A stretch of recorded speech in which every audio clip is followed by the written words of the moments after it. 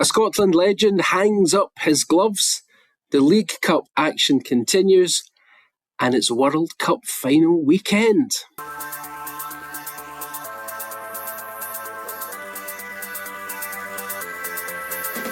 Hello, I'm David Currie, and this is the Scottish Football Podcast. All the news, views and analysis you need on Friday the 17th of July. And a great of the Scottish game has called it a day. He's had a wonderful career, and he's served all of the clubs that he's represented and his country very, very well indeed. And he can be immensely proud of what he's done in the game. We pay tribute to Craig Gordon and discuss the state of Scottish goalkeeping. And the League Cup group stage games are coming thick and fast. Airdrie have another corner kick. Dundee with some defending to do. The goalkeeper has to make a save, and has that gone in the back of it? I think it has. It's trundled over the line. Airdrie have the lead. What drama will we see in this weekend's ties? And why? There's the World Cup final this weekend as well. There's the final whistle. Argentina have beaten England by 2-1. The England players fall to the pitch. We look ahead to the finale of the greatest show on earth.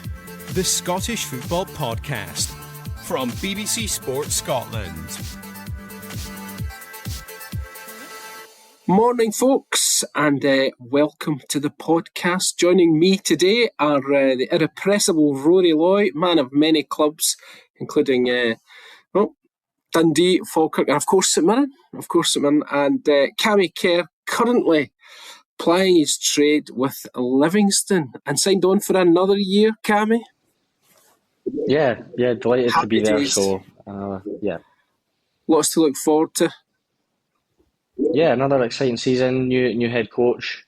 Look forward to it. Glenn Whelan? Yeah, he's been great so far. Obviously, it's been pre-season, so everything's it's all right to say everything's going swimmingly in pre-season, but it's been enjoyable, which is good, and look forward to the games coming up. Lots of wheeling and dealing at Livingston. Do you like that one, Rory? Yeah, that's exactly what I would expect you to say. I'd have been disappointed had you not said that. We'll see what happens. We wish you all the very best, Cammy. Good summer, Rory? Yeah, it's been a good few weeks in the sunshine. Still have the day job to do, but I've had some time off and all the rest of it, so it's been good. Fabulous. Let's get stuck right into it. And the big news, not unexpected news, Craig Gordon retiring at, what is he, 67? Mid-40s now. What do you make of that? It's almost like the end of an era for someone who's grown up knowing Craig Gordon as. I know he had that spell out where he was injured and he was considering retiring at that point. I think he maybe even did for a spell. But, he's just been a staple of the last however many years, 20-odd years or longer, between the sticks, whether it be Hearts, Celtic, Sunderland, back to Hearts again. He's been fantastic. It's, watching all the reels that have come out on social media of all his top saves, accumulating in that one at Dens Park last year, which was an incredible save. It feels like the end of an era in terms of Scottish goalkeeping. I'm guessing both of you must have played against him, Currie. Yeah, played against him a few times, and as Rory said, just an incredible goalkeeper. I think he actually got one of the Premier League best saves down in England as well when he was at Sunderland. His save last year against Dundee, I was watching it live on the TV at the time, was absolutely incredible. The way it zipped off the surface and he still managed to get it was great. And as you say, just what a career he's had to bounce back from the injury that he had. I think it was at Tannadice when he was playing. He got that injury, and to bounce back from it, because it was such a terrible injury at the age he's at, it's credit to him as well. He's had a few injuries as well, Rory, but he's bounced back. At one point he was training with Dumbarton, then ended up at Celtic. Most people remember him for, when you talk about Craig Gordon, people automatically kind of think Hearts, but Celtic was his most successful period. I think he won 5 Premiership titles. Yeah, obviously Celtic have been the dominant force in Scotland, so he was there for a spell and picked up a good few trophies, but his service to Hearts as well was second to none, and I'm sure he'll be fondly remembered down in Sunderland as well. The injury thing's incredible. I mean, the leg break that he had in the tackle, which, I thought that would be, I did the same thing, but I did it when I was 23. So it's a different mindset at 23. I suppose you're still young, you're motivated, your body's young to try and come back from it. But to do it at his age, in his late 30s, and still manage to come back from it, trust me, I know how difficult it is to come back from that injury, psychologically, as well as physically. It's not easy.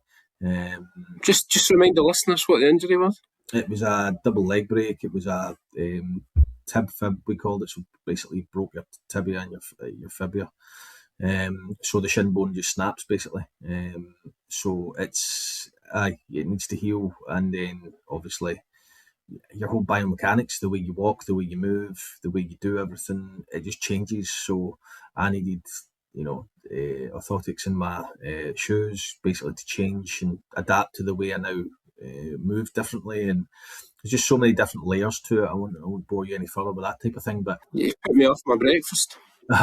For him to go through that that type of thing at the age he was at and still have the motivation to come back and play football is, I suppose, it just sums up the type of mindset he had. But away from all of that, the level of goalkeeping and saves he had was, for a goalkeeper to get you off your seat and say, how's that not went in so many times is incredible. That was something you said all the time with Craig Gordon. How's he saved that? Yeah, and with Scotland, Cammy, he had the big send-off, didn't he? He came on in that game, I think it was against Greece, wasn't it? And then that was it. You think, well, that's him done with Scotland, and then he ended up playing in that remarkable game against Denmark. Yeah, exactly. And that, as Rory touched on again, that's credit to who he is. And you probably would have never imagined, I think he said that himself in one of the interviews, maybe post-World Cup, that he would have never imagined himself being at a World Cup with the team. And to do that, I know that the way it ended, in terms of getting through the group stage, but just to be part of that, I think would have been massive for him as well at the time of his career. Yeah, farewell then, Craig Gordon, one of the all-time great Scottish goalkeepers. The question is, who... Well, Angus Gunn's the custodian of the gloves at the moment, but looking further down the line, maybe to the Euros, maybe to the next World Cup qualifying campaign, is there an heir apparent to come in? And if there is, who is it? There is a few, obviously, that are in the contention in terms of being in the setup. I know that Scott Baines had a great career, great season, he had a great career, but had a great season last season with Falkirk. You had John McCracken, who's obviously was at Dundee last year, who's went down to Bradford. And you've still got Liam Kelly, who's in the Rangers setup. So I think there's still ones that are in and around it that could make a claim. And obviously you've still got Angus Gunn, who's had the clubs recently. So there's still a number of ones there. What do they have the experience in terms of what Craig Gordon brought? Maybe not yet, but that's where you've got to chuck them in and see how they do. I think as well, DC, I understand what Cammy's saying.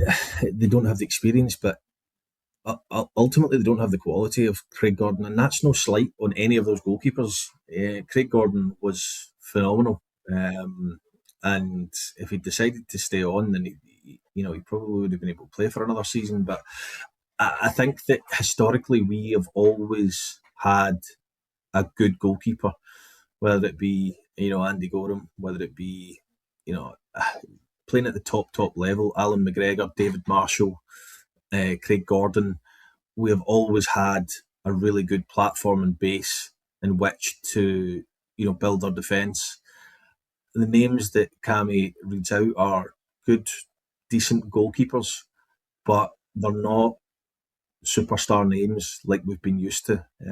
So whilst they'll be able to do a job, it would be nice if around this time another young goalkeeper, Scottish goalkeeper, came through and started to show signs of what we've been used to. I think we'll leave that discussion there and wish Craig Gordon all the very best for the future. Meanwhile, folks, the League Cup matches continue. Seems to be one every couple of days, or 16 every couple of days. Some interesting results already. Dundee United, Rory, losing to Montrose. I know managers sometimes term these I'm doing my wee air quotes here, pre-season games, but that's not really how fans will see it, and United really need to bounce back, don't they?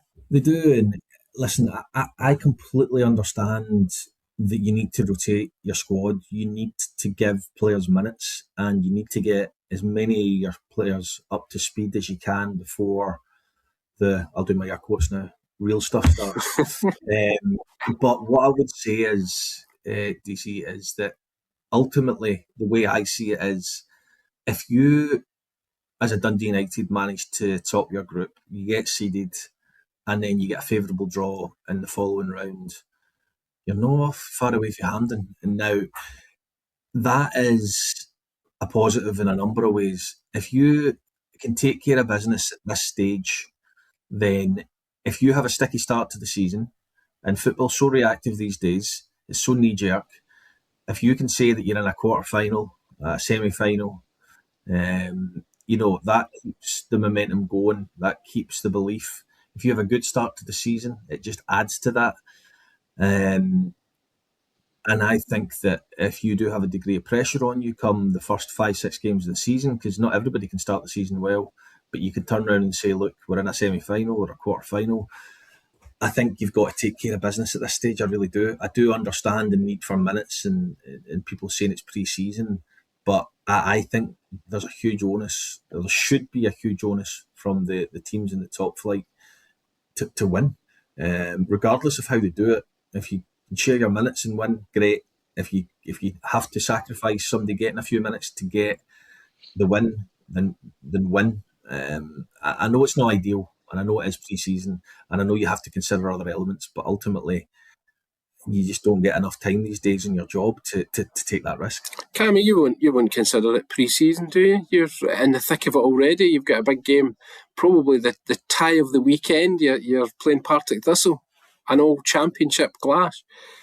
Yeah, I think for us, to be fair to the club, we've had 4 or 5 friendlies early doors, and we're back really early. It seems to be almost every year you're coming back early, but I think that's, when this League Cup campaign thing started years ago, I think teams took a wee bit of getting used to it. They didn't know whether to play friendlies before it or use these as friendlies. But as Rory said, I think there's a massive emphasis on clubs doing well now in it. I think you look at Dundee United maybe the other night. Are they ready? Probably not, because there's still a lot of probably boys, young lads that are on the cusp of their squad involved that maybe wouldn't be come the start of the year. But I think these teams have got to be ready. I think you've got to make a real statement. As you say, the fans don't understand what you're maybe going through in terms of waiting on sign-ins, waiting on players coming in and out. So yeah, it can be difficult. But for us, it's been enjoyable getting loads of games under our belt. And as you say, it's a big one at the weekend against Partick Thistle, and a real test for us that we can hopefully kind of put a stamp down on. Yeah, a couple of other big ones as well. Big in terms of first home game of the season for Aberdeen, Rory, Queen's Park. The all-new Aberdeen side under Stephen Robinson. Lots of comings and goings there. Supporters, the Dandy Dons, have been wanting to see them put on a wee bit of a show at Pittodrie. Yeah, I mean, they did a lot of their business early. I think the general consensus was off the back of last season when Stephen Robinson came in, that obviously got them safe within a relatively short period of time. But I think the general consensus is he needs to start the season well. What that means exactly, if he wasn't to start the season well, I'm not quite sure. But for the likes of Aberdeen, go and finish top of your group, go and get seeded, go and get a favourable draw in the next round, put yourself in the quarters, put yourself in the semis, and just make life easy for yourself. So if you do maybe have an indifferent start to the season, then you're not going to fall under pressure straight away. You're not going to get beat with a stick of, you get beat off Stirling Albion or Queen's Park or Elgin or so, one of these games. Go and win your games. Now, I think Aberdeen will do that. And Queen's Park, they had a right good end to the season last year, so they'll be going up there thinking we've nothing to lose. But you're right. I think the Aberdeen fans will want to see signs quickly that they're going to hit the ground running when it comes to the league. Interesting one for Kelly, Cammy, up to Elgin. That tricky for them, maybe? Yeah, it can be. Again, it's easy me saying this if you don't, and you've probably heard it a million times, if you don't approach it right, then it can be difficult. But all these games are, like, you've seen some shock results already. I think going up there, whether it's a tight pitch, whatever it may be, it becomes really difficult. And if you're not on your game, there's set plays, wee moments of switching off can really punish you. And these type of teams will kind of thrive off wee moments like that. So you need to make sure that you're fully ready and equipped to go up there and get a result. Yep. So plenty of League Cup action coming up. In fact, Rory, you and I are working together on Saturday. I don't know if you know that yet or not. We're doing Sports Sound, and we'll be able to talk more at Get Stuck Into Cammy and Livy Partick Thistle. Yes, we will. I'm sure I'm sure it'll be a positive way. We're getting stuck into something to look forward to there. So all the football action starts with Sports Sound from 2 on Saturday. That's after Off the Ball at 12.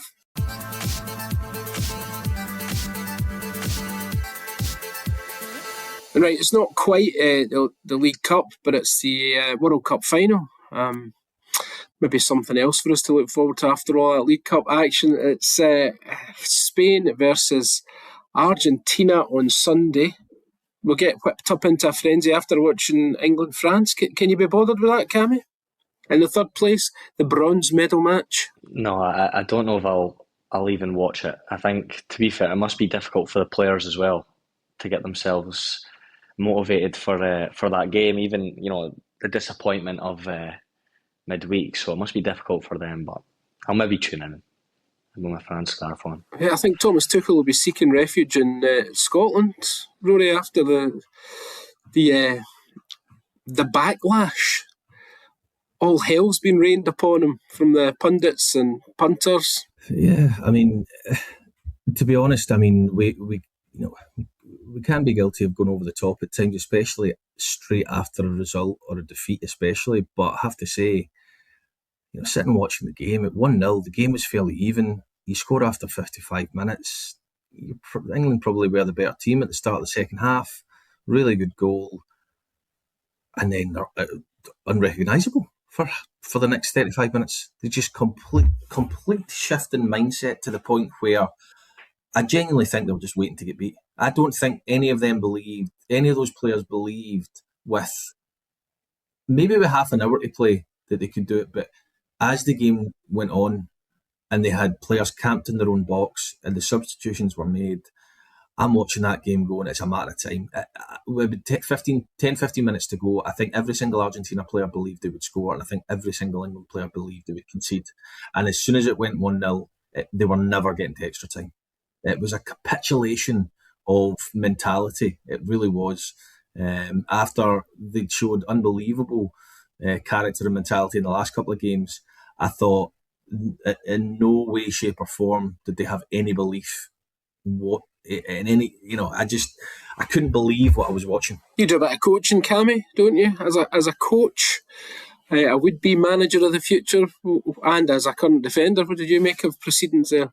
Yeah, I was incredibly surprised. I think, as soon as that goal goes in, as you say, it's not as if they were struggling in the game.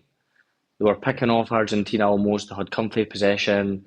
And you're looking on the bench and you're actually thinking they could go and hurt them again if they actually made the right substitutions. They had Rashford, they had Saka. I mean, for the life of me, I can't believe that Kobe Mainoo's not played a minute of football in the whole World Cup, which I find incredible. But as you say, Rory said it again, it was a total shift in mentality. And top players like Argentina players, they obviously just sniffed that out straight away, sensed that they were going to get something. And as you say, you could tell the way the momentum of the game was going, that it was going to go the way it did. The big one, the final, the climax of the whole thing, with a half-hour-long break for the entertainment curated by the boy from Coldplay. That's about the only bit of the final I'm not really looking forward to. The extended half-time bit. We've got Spain, we've got Argentina. I mean, it's absolutely... Was it extended at half-time? Is it? Eh? Is it extended at half-time? Looks that way, aye. I mean, there's got a cast of thousands now. Madonna, Justin Bieber. Aye, it's no... It's not really what we're used to, is it? That type of idea. I know they do it with the Super Bowl and all the rest of it, but you kind of associate these things with that. But no, I think the football will be the main event, or it should be the main event. Might not be in America, but it will be here. I'm thoroughly looking forward to it, to be fair. I think it's... Argentina are a team of moments. I know that's quite a fashionable statement these days, but they're a team of individual brilliance at the right time, namely through Messi. Messi's getting a lot of plaudits, but I thought Gonzalez, when he came on down the left-hand side the other night, was phenomenal. I thought he changed the game, and it allowed Messi to get into the game. Whereas Spain are a team of complete football players. And I look at Spain and I always think, you know, you look at some of their players, I know they've got world-class players, Lamine Yamal, Rodri playing at the highest level, but, you know, Oyarzabal, the striker, plays for Sociedad. Pedro Porro, you watch a lot of them in this country when he plays for Tottenham, you wouldn't consider him to be a top player. Tottenham struggled last season. They have a young centre-back in Pau Kabarski who's very good as well, but as a unit, they are just incredible. And I just think over 90 minutes, they'll dominate large parts of the ball. And, you know, as I said off air, I think if they go 1-0 up, now Argentina have been on the rack a few times against Egypt, though they really put them under pressure. England the same, Switzerland the same. You can't put a team under pressure if you can't get the ball back, and that's where Spain excel, is game management, ball retention. Cammy, what are your thoughts? Who's going to come out on top? Yeah, I think Spain. I think views are quite similar in the fact that I think, you know, the opposition in Spain this time for Argentina totally different from England during the week, and as you say, it's just the way that they use the ball so well, Spain, and they might not have probably the star players as they did as a whole, the team, as they maybe used to, but they just work so well together, and I think that'll be a Spanish victory, I think. All right, as I've been hearing this word a lot as I'm watching the football. Vamos, amigos. Thanks very much for that. That's all we've got time for. Many thanks to Cammy and Rory, and thanks to you for listening. Remember, we're here with new episodes of the Scottish Football Podcast, bright, breezy and early every day to set you on your way. So to make sure you don't miss out, subscribe on BBC Sounds and have push notifications turned on in your phone. In a World Cup final theme, I will leave you with this. Hasta luego. It's petty, it's ill-informed. Are President Trump's cuts having an adverse effect on research? It's pandemonium. What number's that in the periodic? PD, number 47. I don't know. I've done the shooting clays before. The longer you do it, the shorter obviously it gets. When Craig said there he'd been shooting the clays, I imagined him out a back line. Somebody's washing, you know. William Shatner, his secretary, contacted me to say, when Bill has a question now and again, can he contact you? And then one time he called me up and he wanted to know, David, what is a photon? I'm thinking, this is incredible. Captain Kirk wants to know what a photon is, you know. I once met a guy who referred to a globe as a ball map. A ball map. A ball map. Look at the ball map. What we normally do is spin the ball map and we see where we go on holiday. The Off the Ball podcast, available every Monday on BBC Sounds.